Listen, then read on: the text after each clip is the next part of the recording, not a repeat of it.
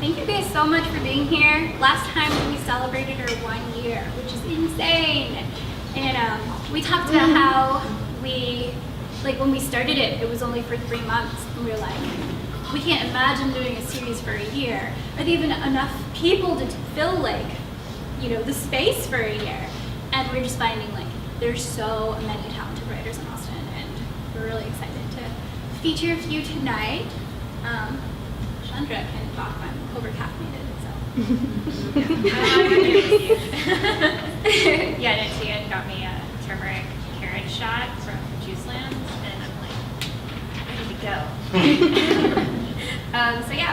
We always start the evening off with ice cream and then an open mic. So we're going to get the open mic underway, and then we'll have a brief intermission, and then we'll have our 3 featured readers up here. So our first reader is an old friend of mine. I'm really excited to have read our open mic tonight. So please welcome Sam Treviño.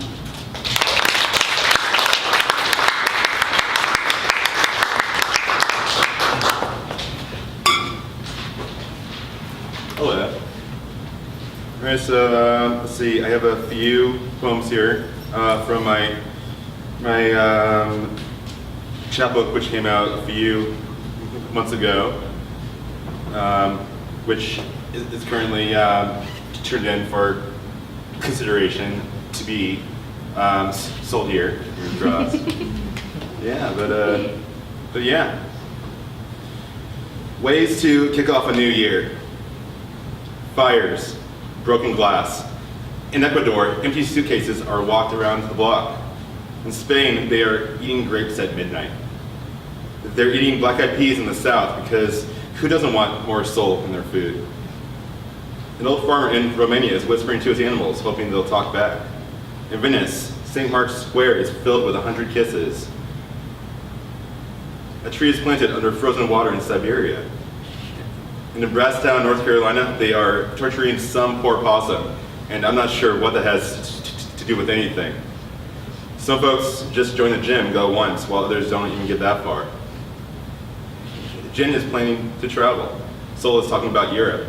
Some go to confessional or jump in the Atlantic Ocean to get washed clean in the sunrise. Whisper your resolutions down a dark alley and keep on walking. Pour your regrets into your finest silver serving tray and leave it soaking in the moonlight. Stand over it at midnight and recite the secret incantation of your choosing. Mutter anything long enough in Latin and is bound to sound mystic. It's like telling your darkest secrets to a piñata right before you smash his head in.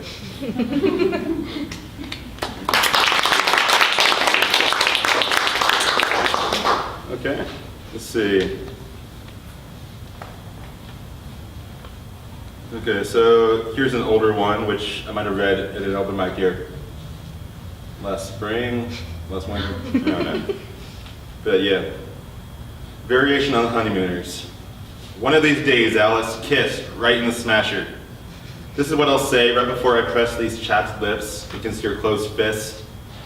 Closed and cut and bloody from a 9-to-5 day of smashing. Smashing the workload, smashing the patriarchy, and illiteracy too while we're on a roll. Smashing reckless drivers before the perfect dismount of the well-placed middle finger. Smashing like Bruce Banner as he turns green in the face and stood up at his high school prom. Smashing like I want to when the vulture at the cafe leers at a schoolgirl's derriere, winks at me, and flicks his tongue between 2 fingers, hinting at fantasies that make me want to smash his teeth in. Bang, zoom, straight to the moon, motherfucker. All our friends are just smashing for the weekend, smashing like a leather-clad elbow to the windpipe in the mosh pits of yesteryear, smashing like the sound of fender on fender catastrophe on East Riverside, smashing like a clay brick through stained glass with a note attached by coarse twine, handwritten in burnt sienna Indian ink, reading, "This is my heart, keep it well and warm."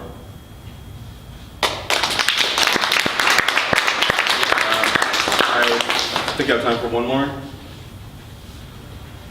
All our spooky places. Let me take off my werewolf mask for you and feel the full moon on my bare skin.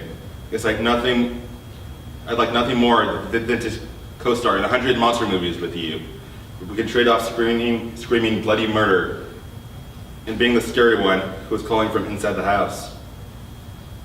Some folks use a silver bullet as a kind of foreplay, and why can't all loves be that courageous and visceral? Can you hear the symphony of romantic chainsaws? The orchestra, the living dead, tuning their violins. The staccato of the butcher knife massacre of bed sheets and shower curtains.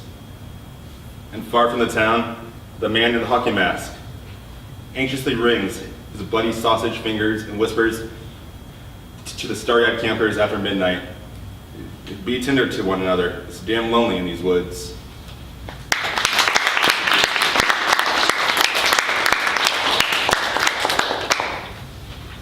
Thanks so much, Sam. That was smashing. Our next open micer is an ice cream socialist through and through. She's been to almost every ice cream social and has been a featured reader. And she's Allyson Whipple, and we're happy she's here. These buttons are only like $2, so you should go get some. I'm so excited to have one. So I do have a chapbook that just came out, but I'm gonna do some really new things that I've done in my MFA workshop this summer. So this one is called Fugue of Raptors. The Grackles song a radio transmission from an era recorded in bone and rock, a world before language, fossils and skeletons, language coded without keys. Their ancient voices recollect the scent of primordial ocean. It has been at least 10,000 years since we could tune our ears to their dispatches. A time when grackles didn't scavenge for french fries, when the planet was a hothouse of species long forgotten, the ground ripe with carrion. A time when tires didn't run roughshod over fallen hatchlings, when predators were more than house pets. Now grackles cry across parking lots the way they once called beyond canyons, traverse highways the way they once soared across jungles, which turned into mountains, which turned into steppes.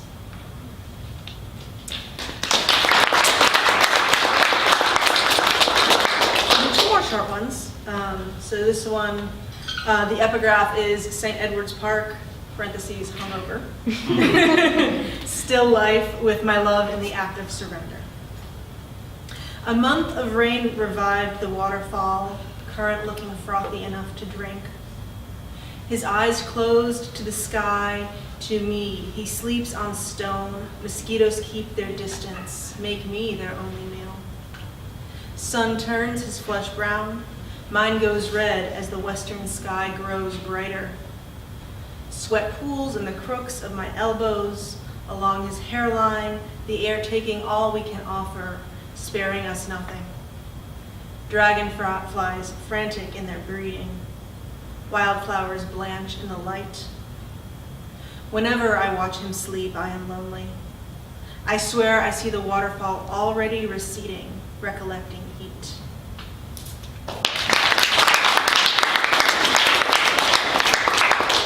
And the title is pretty self-explanatory. Like I bought a papaya and I'd never eaten a papaya before, and I cut it in half. And I was like, wow, this is amazing. So if you've never cut a papaya open, you should. Halving papaya. Cleaver splits skin, I break the fruit along fault line, not expecting to find dozens of black seeds slick as eyes, at least twice the size of roe, at least tenfold the size of the pencil point eggs embalmed in my body, waiting for a chance I have yet to allow. Folk medicine says eating these seeds would destroy a life inside me. They buckle under my teeth, little bubbles of pepper, bitterness I did not expect from such sweet flesh. I could down them all. I could dry them, save them for later. I could lay them to waste in the drain. I could plant them, condemn them to death in a soil too hot and dry.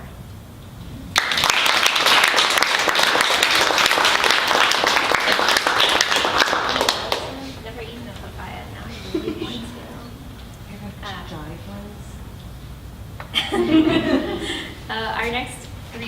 Our next open micer is another ice cream socialist. She's also my roommate and my best friend. She's awesome. Tu-Uyen! Yay!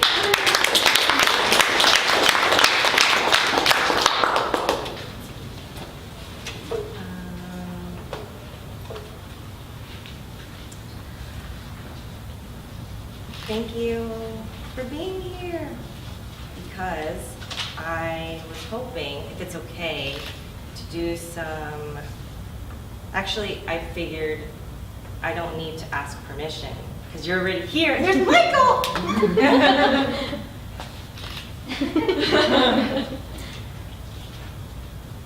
So this is what it sounds like when a 25-year-old Vietnamese woman born in 1950 studied business or political science, something, in Da Nang, in northern Vietnam. And then when it was 74, I guess she hooked up with this guy who fought with the South Vietnam. So then, no one knew, of course. So it was time to leave the country, and she's like, no, I can't go, because he's in the re-education camp. I can't leave him, he's my man. But Grandpa's like, if you don't go, we're not going. So that's Mom out of 12. Well, actually, the 12th one never made it out of, like Nhi Linh or something. Her name means, like, cemetery. It's really weird. What? She never made it past the first week. So she's the 12th child, but only 11 survived, and my mother was the first. And so then all these siblings, and Grandma and Grandpa, and Grandpa's brother, and his clan, she's like, fine, I'll go, but I'm gonna go to Boston. And then this French professor, well, she's French, but she's from France, but moved to America. So she chose America as her home. So if you're born here, it's like a whole different story. So this is what it sounds like if this woman secretly pregnant, and then that guy wasn't in the picture, and then there's another guy, and that guy caused a whole bunch of problems. And then finally met my dad, who I guess just left her a baby, and that was it, you know, the worst trouble. You know, like in Key and Peele, there's like an anger translator. They get mad at themselves, they point at themselves, like, you embarrassing the president? I don't know. No one watches Key and Peele. Okay. Thank you. Okay. So this is what it sounds like if that 25-year-old eventually gave birth to me by the time she was 41, so she was having babies all the time. You know, because what she can do, it's like, wow, I could do that too. So then instead of having a baby, I can like do this. I can say words in her language, Vietnamese. On the 12th of May, 2013, okay, I thought I wrote this year, but I don't know. Okay. So it's in Vietnamese, and it's a language I learned in Sunday school. Làm ở nhà hàng, phải đợi khách tới. Đợi. Ngày nào ông nội, ngày kia là ngày của mẹ. Tu-Uyen không khóc, không có khóc đâu, không khóc. Tu-Uyen thật ra mạnh hơn thời trước. Which means, working at a restaurant, I have to wait for the customers to come. Wait. Which day now, grandfather from the father's side? The other day was the day of the Mother's Day. Tu-Uyen did not cry. So turns out, Tu-Uyen is stronger than before. Thank you. Just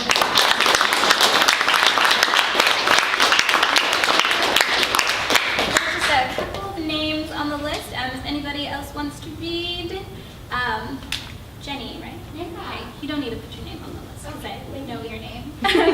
Anybody else, you're welcome to add your name to the list over here. Next up is Robin Estrin.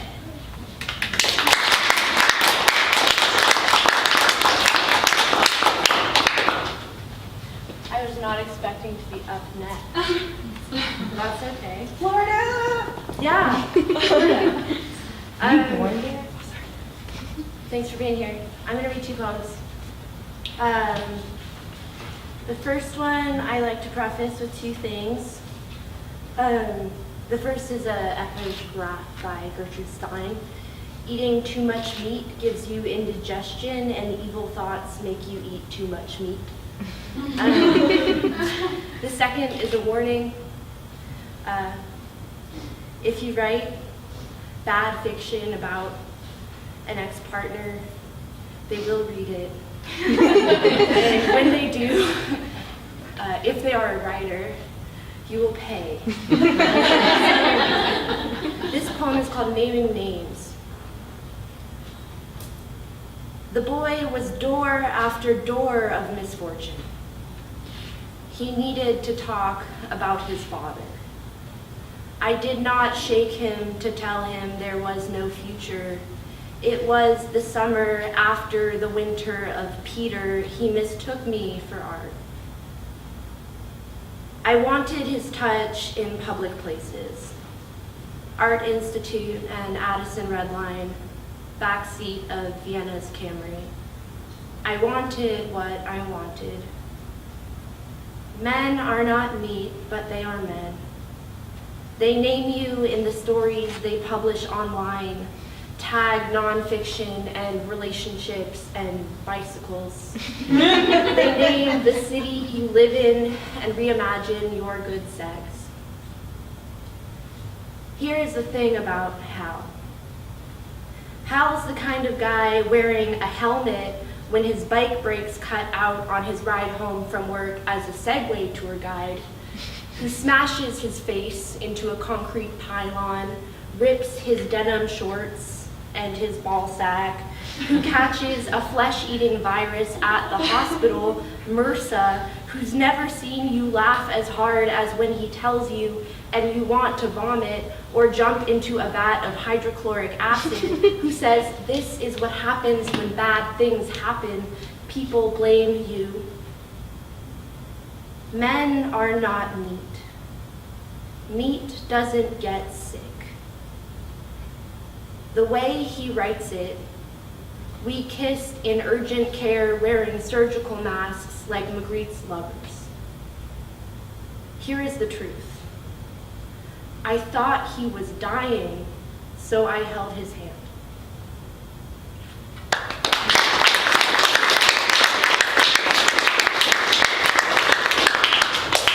I made this little book so that I could leave college. It's my exit, and this is the title poem. It's called Heal. I have always admired the bloodhound for his agility, the way he tears across the stubble field in pursuit of his master's kill. I have loved his finesse, how he holds the dead weight in his slack jaw like a lover inert from a night of drinking.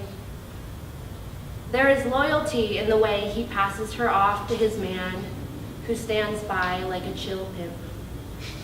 And what self-control he has, the gun dog, with his contentment to salivate, to come, to sit, to stay. He does not bite to kill. Perhaps this is his nature. Perhaps this is an exemplary dog. You see where I am going.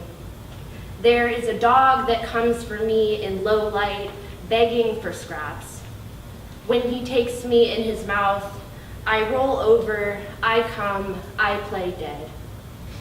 Shock is not a survivable state. God no, ask anything that has lived in the mouth of the dog, the rabbit, the pheasant, the fox.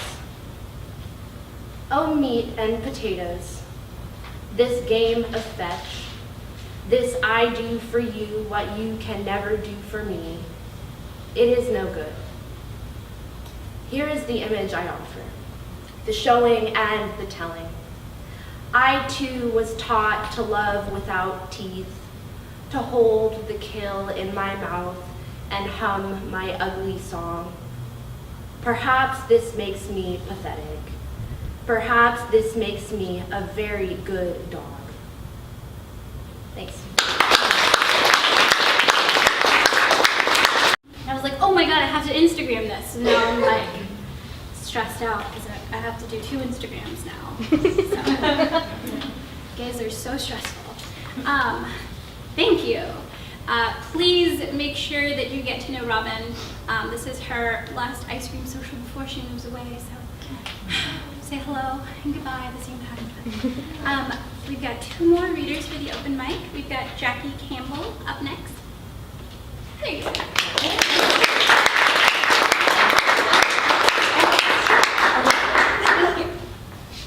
Okay. Yeah, so the last poems that you just heard were by my very good friend, Robin. They were so wonderful. Thank you, Robin. So I am going to read 2 poems, and the first one is called Wedding and Sugar in White. 1. Don't think. Meet me tonight. I've been gathering torn up receipts from trash cans for a long time now. And you wouldn't believe the kind of moon a girl can make with some glue and a little spit. I'm hanging it by a string from the rafters come dark.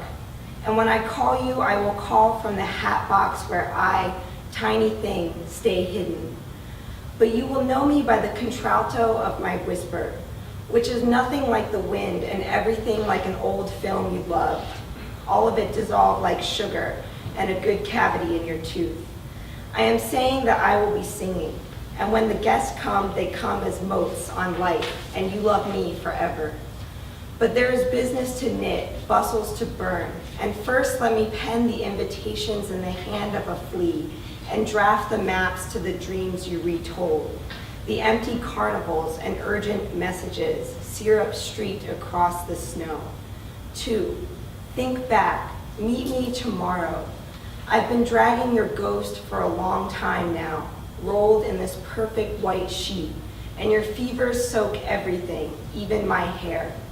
I could never go easy, losing my teeth and finding them strewn in the cupboards like salt. But then again, even the spring tastes like garbage before. Even the rain washes, the dogs, the things you said.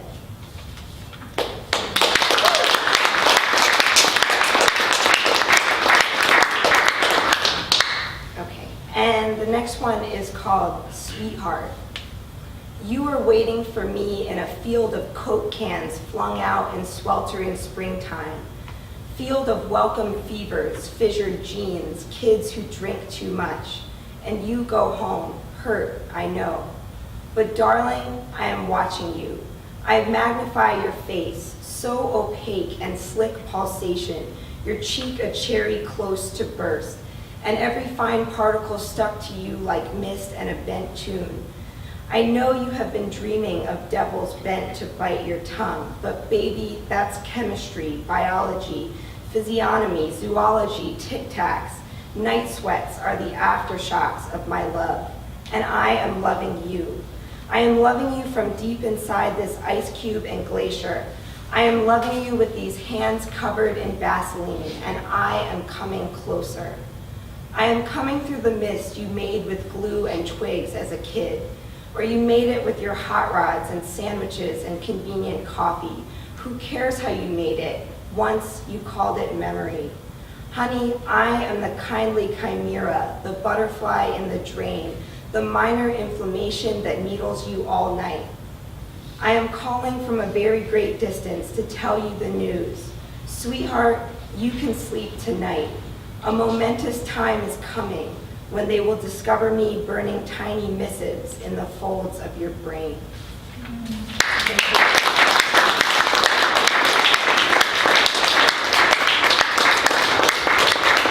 Our last open micer, I believe, has done the open mic before, correct? One time. And her name is Jenny Keto. And Jenny, would you like to be videoed today? Sure. Okay. Thank you.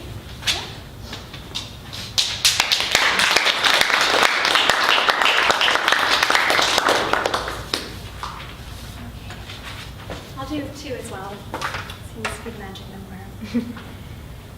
This one, considering how hot it is right now, I thought I would read a poem about fall. Might cool me off a little bit. It's called Turning. I eavesdrop as leaves drop, like borrowed pages from books past due, like late slips. They waltz later down, so dew-soaked by fall dawn falling. A leaf just misses, like kisses you soft landed softly on my windswept crown, pressed by the kept folds of my earmarked eyes. My smile turns pages, scans stranger lips, hears their strange patter, how pattern reigns what their sounds make as seasons change to nameless coins and chime. Autumn's auburn murmur burns cold time. Words drift free as hollow phrases and cast isolated figments, pigments of story each last season turns turning.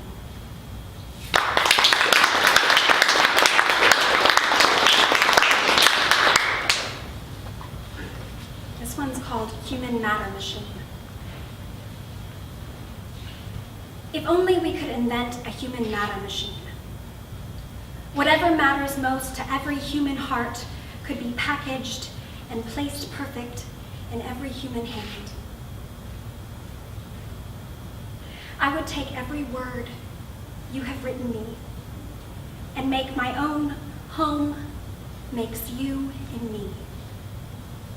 I would input you into me with every address undressed asking, every self-lick stamped sweet, every postmark slit, sweat seeped, every hand sent post-orifice, post-coital, unsent, exhale, to surrender, sender, sincerely.